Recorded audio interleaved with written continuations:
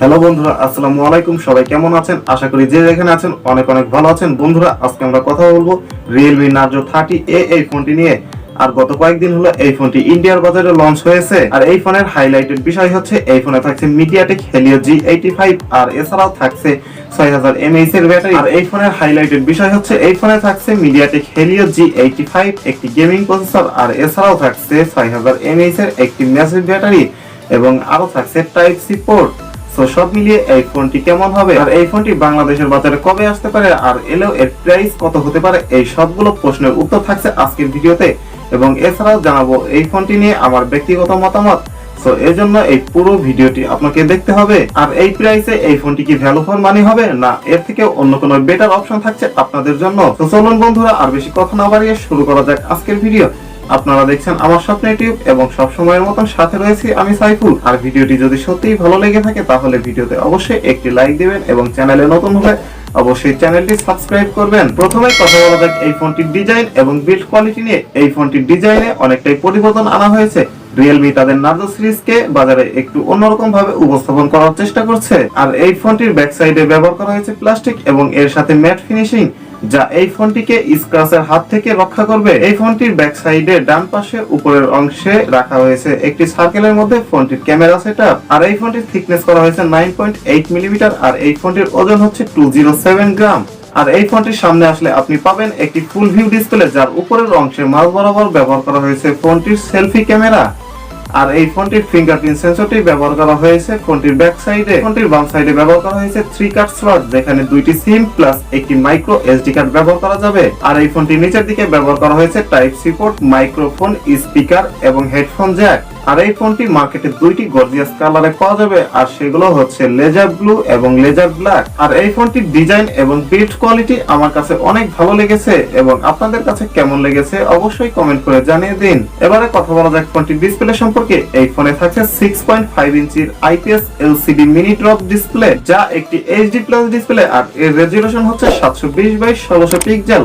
আর এছাড়াও থাকছে 269 ppi density এবং আরো পাচ্ছেন 570 নিটস পিক ব্রাইটনেস। তবে আমার মনে হয় এই ফোনটিতে ফুল HD প্লাস ডিসপ্লে ব্যবহার করলে ভালো হতো এবং এতে ফুল HD প্লাস ডিসপ্লে ব্যবহার করলে মাল্টি কনজিউমারদের জন্য অনেক সুবিধা হতো। এবারে কথা বলা যাক ফোনটির সফটওয়্যার এবং পারফরম্যান্স নিয়ে। এই ফোনটিতে রান করছে Android 10, যার ব্যাকএন্ডে থাকছেন Realme নিজস্ব UI। তবে খুব শীঘ্রই আপডেটের মাধ্যমে এতে Realme UI 2.0 প্রোভাইড করা হবে। আর আমি আগেই বলেছি এই ফোনটিতে চিপসেট হিসেবে ব্যবহার করা হয়েছে মিডিয়াটেক হেলিও G85, যেটি একটি গেমিং প্রসেসর, যা 12 ন্যানোমিটার আর্কিটেকচার তৈরি করা একটি অক্টাকোর প্রসেসর। আর এছাড়াও জিপিইউ হিসেবে থাকছে Mali G57।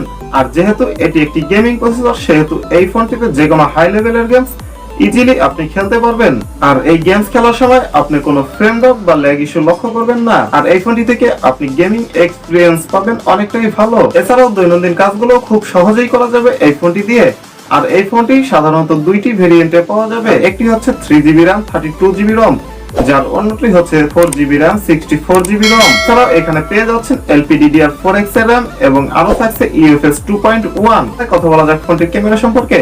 এই ফোনটিতে ব্যবহার করা হয়েছে 13 মেগাপিক্সেলের একটি ওয়াইড সেন্সর, যার অ্যাপারচার হচ্ছে 2.2 এবং এই ফোনটিতে আরো দুইটি ক্যামেরা পেয়ে যাচ্ছে। একটি হলো ম্যাক্রো লেন্স এবং অন্যটি অল ক্যামেরা। আর ব্যাক ক্যামেরার ফিচার হিসেবে পেয়ে যাচ্ছেন super night scope mode, night filters, Croma boost, HDR। আর এই ফোনটির ভিডিও রেজুলেশন হচ্ছে 1080p 30fps এ, তবে 720 তে শুট করতে পারবেন 30fps পর্যন্ত। ফোনটির সামনে আসলে পাবেন 8 মেগাপিক্সেলের একটি সেলফি ক্যামেরা, যার অ্যাপারচার হচ্ছে 2.0। এছাড়াও সেলফি ক্যামেরার ফিচার হিসেবে থাকছে HDR, super night scope mode, filter, night scope, beauty mode. আর সেলফি ক্যামেরার ভিডিও রেজুলেশন হচ্ছে 1080p 30fps এ, তবে 720p তে শুট করতে পারবেন 30fps পর্যন্ত। এবারে কথা বলা যাক ফোনটির ব্যাটারি এবং চার্জার নিয়ে। এই ফোনে ব্যবহার করা হয়েছে 6000 mAh এর একটি ম্যাসিভ ব্যাটারি।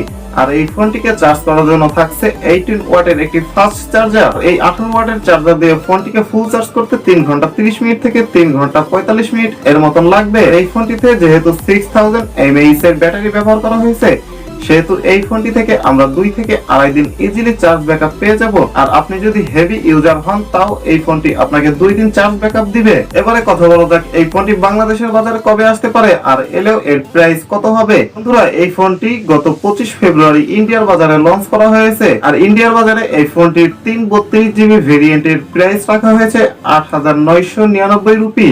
সো বন্ধুরা, এই ফোনটির বাংলাদেশের বাজারে বেস ভেরিয়েন্টের প্রাইস হতে পারে 11,990 টাকা। আর ইন্ডিয়ার বাজারে যেহেতু এই ফোনটি লঞ্চ করা হয়েছে সেহেতু এই ফোনটি 15 থেকে 20 দিনের মধ্যে বাংলাদেশের বাজারে আনঅফিশিয়ালি চলে আসবে। এবারে কথা বলা যাক সব মিলিয়ে এই ফোনটি কেমন হবে। বন্ধুরা, এই ফোনটির ডিজাইন এবং বিল্ড কোয়ালিটি আমার কাছে ভালো লেগেছে এবং এই ফোনটিতে ব্যবহার করা হয়েছে মিডিয়াটেক হেলিও G85 একটি গেমিং প্রসেসর। Realme তাদের Narzo সিরিজ বের করেছিল গেমিং এক্সপিরিয়েন্স ভালো দেওয়ার জন্য। সো আপনি যদি একজন গেমার হন তাহলে নিঃসন্দেহে এই ফোনটি নিতে পারেন, কারণ এই ফোন থেকে গেমস এক্সপিরিয়েন্স অনেকটাই ভালো পাওয়া যাবে। তবে মিডিয়াটেকের প্রসেসর থেকে ফোন হিট হওয়ার একটি সম্ভাবনা থেকেই যায়। এই দামে তো আমরা সেকেন্ডারি নয়েজ ক্যান্সেলিং মাইক আশাই করতে পারি না। তবে এই ফোনটির একটি ভালো দিক রয়েছে, এই ফোনটিতে ব্যবহার করা হয়েছে 6000 mAh এর ব্যাটারি এবং এতে রয়েছে টাইপ সি পোর্ট এবং আরো রয়েছে 18 ওয়াটের একটি কুইক চার্জার। আপনি যদি এই ফোনটি নিতে চান কিছু কস্ট কাটিং করে এই ফোনটি আপনাকে নিতে হবে। সো বন্ধুরা, এই ছিল আজকের ভিডিওটি কেমন লাগলো অবশ্যই কমেন্ট করে জানিয়ে দিন। ভিডিওটি যদি সত্যিই ভালো লেগে থাকে তাহলে অবশ্যই ভিডিওতে একটি লাইক করুন আর চ্যানেলে নতুন হলে অবশ্যই চ্যানেলটি সাবস্ক্রাইব করুন। আর হ্যাঁ বন্ধুরা, এই ভিডিওটি আপনার বন্ধুদের সাথে শেয়ার করে দিতে ভুলবেন না। সবাই অনেক অনেক ভালো থাকবেন এই প্রত্যাশায় শেষ করছি আজকের ভিডিও। আল্লাহ হাফেজ।